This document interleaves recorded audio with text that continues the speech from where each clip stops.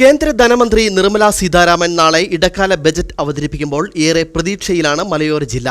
ജില്ലയുടെ നട്ടെല്ലായ കാർഷികം, ടൂറിസം മേഖലകൾക്ക് ആശ്വാസകരമായ പാക്കേജുകൾ പ്രഖ്യാപിക്കുമെന്ന പ്രതീക്ഷകൾക്കൊപ്പം തകർന്നു കിടക്കുന്ന തോട്ടം മേഖലയുടെ പുനരുദ്ധാരണം, ബോഡി നായ്ക്കുന്നൂർ കുമളി റെയിൽവേ ലൈൻ, പുതിയ ദേശീയപാത വികസനം തുടങ്ങിയവയൊക്കെ കൗതുകത്തോടെ കൂടിയാണ് നിരീക്ഷണ കേന്ദ്രങ്ങൾ നോക്കിക്കാണുന്നത്.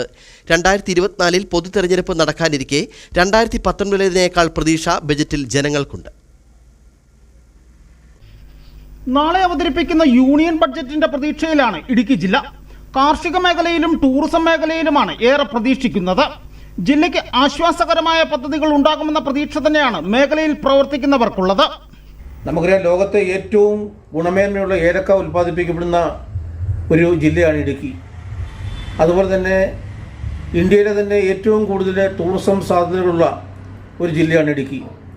ഇടുക്കി ജില്ലയിൽ റോഡ് ഗതാഗതമല്ലാതെ റെയിൽവേയോ വ്യോമഗതാഗതമോ ജലഗതാഗതമോ ഇല്ലാത്ത ഒരുപക്ഷെ കേരളത്തിലെ ഏക ജില്ലയും ഇടുക്കിയാണ്. അങ്ങനെ ഇടുക്കിയുടെ വികസനവുമായി ബന്ധപ്പെട്ടുകൊണ്ട് സംസ്ഥാന സർക്കാരുകൾക്ക് ചെയ്യാൻ കഴിയാതെ പോയ കാര്യങ്ങൾ, ആ കാര്യങ്ങളെ പരിഗണിച്ചുകൊണ്ട് കേന്ദ്ര ഗവൺമെൻറ്റിൻ്റെ അടിയന്തരമായിട്ടുള്ള ഇടപെടലും ബഡ്ജറ്റിലെ ഇടുക്കി ജില്ലയുടെ വികസനവുമായി ബന്ധപ്പെട്ടുള്ള നിർദ്ദേശങ്ങളും ഉണ്ടാകുമെന്ന് ഇടുക്കിയിലെ ജനങ്ങൾ വളരെ പ്രതീക്ഷയോടെ കൂടിയാണ് ഈ ബഡ്ജറ്റിനെ നോക്കിക്കാണുന്നത്. ഇതേസമയം റെയിൽവേ ലൈൻ, റോഡ് വികസനം, നാണ്യവിളകളുടെ മൂല്യവർദ്ധിത ഉൽപ്പന്നങ്ങളുടെ വിപണനം തുടങ്ങിയവയൊക്കെ കൗതുകത്തോടു കൂടിയാണ് വിലയിരുത്തപ്പെടുന്നത്. ഇടുക്കിയിലെ തകർന്നു കിടക്കുന്ന തോട്ടങ്ങളുടെ പുനരുദ്ധാരണത്തിനായി കേന്ദ്ര ഗവൺമെന്റിന്റെ ബജറ്റിൽ എന്തെങ്കിലും ഉണ്ടാകും. അതോടൊപ്പം തന്നെ ഇടുക്കിക്ക് റെയിൽവേ ഇപ്പോഴും അപ്രാപ്യമാണ്. 1922 സായിപ്പ് മൂന്നാറിൽ റെയിൽവേ കൊണ്ടുവന്നുവെങ്കിലും ഇടുക്കിയിൽ ഇതുവരെയും റെയിൽവേ വന്നിട്ടില്ല.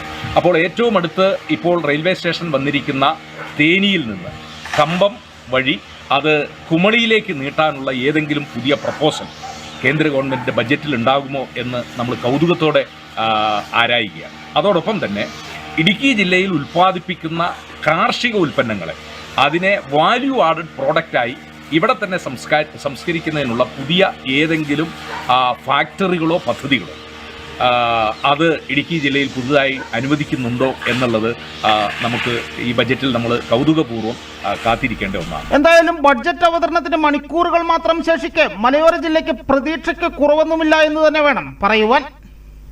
News bureau, Udumbanchola.